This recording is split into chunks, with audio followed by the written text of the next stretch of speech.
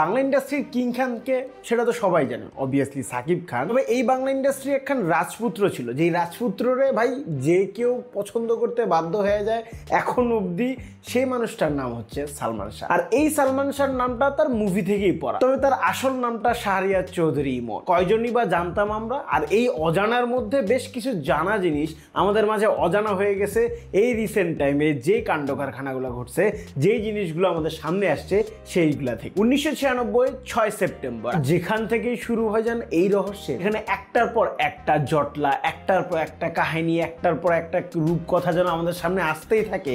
কেউ বলছে ভাই এই সালমান শাহ কখনো মরতে পারেই না, আবার কেউ বলছে না ভাইজান এইটা প্রি প্ল্যান মার্ডার। আর সেই সত্যের উদ্ঘাটনের জন্য আজকে 29টা বছর পার হয়েও এই মানুষটার মৃত্যুর রহস্যটা এখন পর্যন্ত কেউ উদ্ঘাটনই করতে পারেনি। আর এই রহস্যের মূল গল্প নিয়ে একটু কথা বলা যায়। এই মানুষটাকে বাংলা ইন্ডাস্ট্রির রাজপুত্র বলার কারণটা কি? মানুষটার যাত্রা শুরু আমাদের বাংলা ইন্ডাস্ট্রিতে 1993 সালের কিয়ামত থেকে কিয়ামত মুভি দিয়ে। এরপরে ভাইজান একটার পর একটা টোটাল 27টা মুভি আমাদের সামনে প্রেজেন্ট করা। মানে এই 27টা মুভি রিপ্রেজেন্ট করে এক সালমান শাহকে, যেই সালমান শাহকে সেই ট্যাগটা দিতে বাধ্য করছে আমাদের জেনারেশন থেকে শুরু করে হয় সেই 90s-এর জেনারেশন। তার এই 27টা মুভি যেন রিপ্রেজেন্ট করে স্টাইল। এই মানুষটার স্টাইল এতটাই জনপ্রিয় ছিল যে কথায় আছে শাহরুখ খানও নাকি এই সালমান শাহর স্টাইল কপি করতো।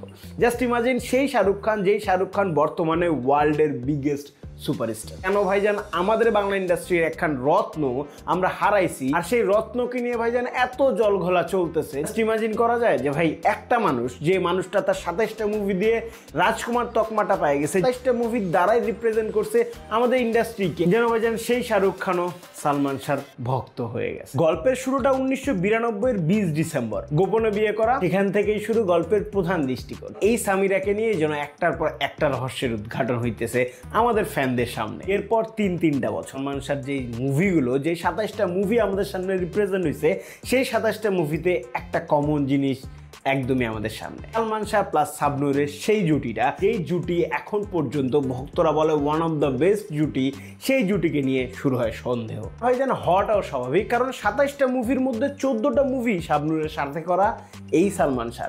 আর সেইখান থেকেই শুরু হয়ে গেছে গুঞ্জন। সোশ্যাল মিডিয়া না থাকলেও সেই নিউজ পোর্টালগুলা বা যে নিউজ পেপারগুলা রিপ্রেজেন্ট করতো শুধুমাত্র সালমান শাহকে একাই না, তার সাথে শাবনূরকেও।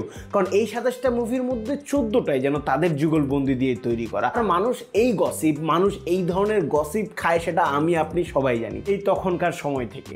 সো সেখান থেকে শুরু হয়ে গেছে গুঞ্জন যে ভাই তাদের মধ্যে চলতেছে সম্পর্ক। হুট করে নিউজ আসার সালমান শাহর আত্মহত্যা, সেটা প্রথমে মিডিয়ার সামনে নিয়ে আসে তারই স্ত্রী সামিরা। যোগসূত্রটা কোথায় মিলে সেটা জনগণ রীতিমতো বুঝে নিয়ে গেছে বা বুঝতেছে সেই সময়টাতে। এই 1996 সালের একখান গরম খবর, এমন একখান সিচুয়েশন। তারপরেই পুরো গল্প যেন একদমই স্তব্ধ। 1997-এর 19 জুলাই রিজভি গ্রেপ্তার হয় এই সালমান শাহর মৃত্যুর সুবাদে। আর এই নিউজের ভিত্তিতেই তার বাবা 1997-এর 25 জুলাই প্রথম মামলা দায়ের করে। এই মামলার সুবাদে শুরু হয় এই গল্পের প্রথম ধাপ। আর কি 1997-এর 25 নভেম্বর প্রথম সিআইডির প্রতিবেদন দাখিল করা, একদমই স্পষ্টভাবে বলা অপমৃত্যু, যেখান থেকে কেস আবারও ক্লোজ হয়ে যাওয়ার কথা। চূড়ান্ত প্রতিবেদনে বলেই দিছে যে ভাই এটার অপমৃত্যু, সেটাকে না মানে পুনরায় কেস করা, আবার হারা, আবার কেস করা, তারপর একটা দুঃখজনক সময় পার করতে থাকে তার পরিবার। ঘুরে ফিরে সেই অপমৃত্যু, এই টাইপের গল্প চলতেই থাকে তারপরে। আর আস্তে আস্তে সালমান শাহর এই পাগল ভক্ত যেন নিশ্চুপ হয়ে যায়,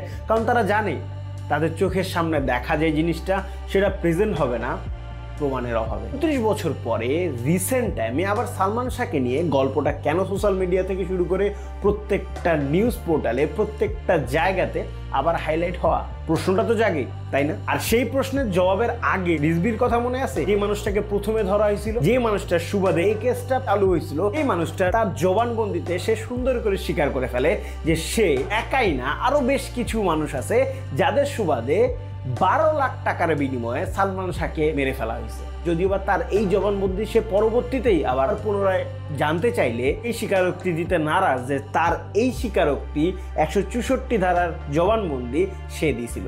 জবানবন্দিতে উল্লেখ করে সামিরার মা সালমান শাহর শাশুড়ি তাকে 12 লাখ টাকা দিছে শুধুমাত্র এই সালমান শাহকে মারার জন্য। আর এই প্রশ্নগুলো আরো ঘনীভূত হইতে থাকে প্রথম যে পোস্টমর্টমের রিপোর্ট প্রেজেন্ট করা সিআইডি সেই রিপোর্ট থেকে, যেখানে বেশ কিছু নিউজ পোর্টাল এই জিনিসটা হাইলাইট করে যে সালমান শাহর বুকের বাম পাশে কালো দাগ ছিল। এরই সাথে আরো বেশ কিছু জিনিস, যে জিনিসগুলা পুরো সোশ্যাল মিডিয়ায় তোলপাল উঠাই দিছিল যে ভাই তার বইয়ের পার্সে ক্লোরোফর্মের একখান বোতল ছিল।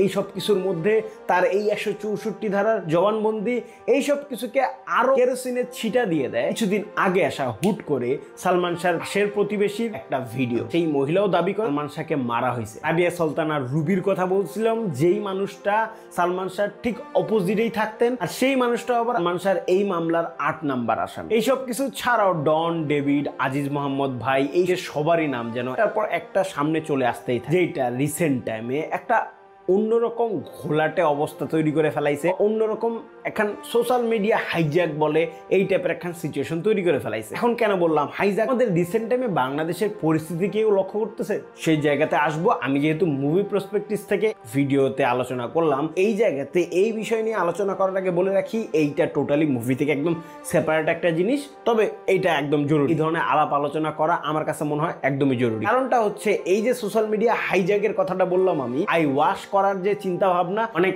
আগের একখান কৌশল ছিল, তো সেই জিনিসটা আমরা আবার দেখতেছি। রিসেন্ট টাইমে বড় বড় কিছু ঘটনা ঘটছে, তাই না? এয়ারপোর্টে আগুন, ইপিজেডে আগুন। সো এই আগুনগুলা পোর্টের মধ্যে ভাইজান 1200 টনের জাহাজ ডুবি, এই যে সালমান শাহ নিউজটা আসার ঠিক আগেই ঘটে গেছে, এবং কি যেইটা বাংলাদেশের জিডিপি থেকে শুরু করে প্রত্যেকটা জায়গায় বিশাল পরিমাণ একখান আঘাত লাগাইছে, সেইটাকে নিয়ে কোনো নিউজ নাই। জাস্ট আমরা দেখাইছি, আমরা দেখছি, তারপরেই হুট করে উধাও, যেটা নিয়ে কেউ গল্প করতেছে না, যেটাকে নিয়ে কেউ কোনো কথা বলতেছে না, সেই জিনিসটা হুট করে উধাও হয়ে গেছে, যেটাকে নিয়ে কোনো গল্পই নাই। যেই জায়গাতে $1 বিলিয়ন উপরে ভাইজান আমাদের বাংলাদেশে একখান বিশাল বড় একখান ধাক্কা লাগছে। 29 বছর আগের এই মামলাটাকে হুট করে মার্ডারের তকমা দিয়ে আমাদের মধ্যে একখান কৌতূহল তৈরি করে ফেলা, এটা কি আসলেই কৌতূহল ছিল নাকি জাস্ট প্রি প্ল্যানিং ছিল? এটা আমার জানার খুবই ইচ্ছা, কারণ যারা এই ধরনের জিনিস মানে দেখতেছে, আমরা যারা সোশ্যাল মিডিয়ার মধ্যে আসি, এই ধরনের জিনিস কিন্তু আমরা রেগুলার দেখতেছি, আগেও দেখছি, এখনও দেখতেছি। কারণ কোনো একটা ইস্যুকে ধামাচাপা দেওয়া, কোনো একটা ইস্যুকে সরায় নেওয়ার জন্য বড় একটা ইস্যুকে ক্রিয়েট করতে লাগবে, যেই ইস্যুটা আমাদের সোশ্যাল মিডিয়াটা হাইজ্যাক করে ফেলা করেই 5ই আগস্টের পরে ডাকাতি বাড়ে গেছিল না, চুরি বাড়ে গেছিল না, তারপরে হুট করে কোথাও উধাও হয়ে গেল। মনে আছে সেই কথা? যদি ভাইজান মনে থাকে তাহলে এই জিনিসটা এর আগেও ঘটছে। হ্যাঁ, এই সোশ্যাল মিডিয়া হাইজ্যাকটা এর আগেও ঘটছে, রিসেন্ট টাইমে ঘটতেছে, ইন ফিউচারেও ঘটবে, যেটা আমি লিখিত আকারে বলে দেবো। আর এই যে হাইজ্যাকটা, সেটা কোনো একটা জিনিসকে ধামাচাপা দেওয়ার জন্য, কোনো একটা বড় ইস্যুকে বড় ইস্যু করে রিপ্রেজেন্ট করতে যেন না পারে, সেই ধরনের একখান প্রি প্ল্যানিং। হ্যাঁ, সালমান শাহর এই গল্পটা আপনারা আমার জানার খুবই দরকার ছিল। এইখানে অবভিয়াসলি একটা তো রহস্য থাকেই যায়, যেহেতু এখান কনক্লুশনে আসে নাই যে ভাইজান এটা মার্ডার নাকি ভাইজান আত্মহত্যা। সো এই যে জিনিসগুলো আমাদের সামনে প্রেজেন্ট হলো, ভাইজান তার শাশুড়ি 12 লাখ টাকা দিছিল সালমান শাহকে মারার জন্য, তাও আবার এটার সাথে আরো বেশ কিছু মানুষজন জড়িত ছিল, যেরকম আজিজ মোহাম্মদ ভাই, যে আজিজ মোহাম্মদ ভাইয়ের সাথে সালমান শাহর একখান দ্বন্দ্ব ছিল, মানুষটাকে রীতিমতো চড় মারছিল সালমান শাহ তার বউয়ের সাথে ঘনিষ্ঠতার জন্য। সো এইসব কিছু নিউজকে ছাপায়ে সবচেয়ে বড় যে নিউজ কান, সেটা হচ্ছে আমাদের সোশ্যাল মিডিয়া হাইজ্যাক, যেটা এখন পর্যন্ত কেউ হয়তো বা মাথায় নেয় নাই বা নলেজে নেয় নাই। এইটা অনেক আগে থেকে হয়ে আসতেছে, এখনও হচ্ছে, ভবিষ্যতেও হবে, যেটা জাস্ট আমাদেরকে নতুন নতুন ইস্যু ক্রিয়েট করে দেয়, নতুন নতুন জিনিস আমাদের সামনে রিপ্রেজেন্ট করে, যেটাকে নিয়ে আমরা আলোচনা করি, যেটাকে নিয়ে আমরা খেলি, আর অন্য দিক থেকে বাকি যে মেইন ইস্যুগুলা সেটা ধামাচাপা হয়ে যায়। আজ এ পর্যন্তই, দেখা হবে নতুন কোনো ভিডিওতে নতুন কোনো টপিকের সাথে। তো তুমি সুস্থ থাকুন, সুন্দর থাকুন। This submit 2.1 signing out.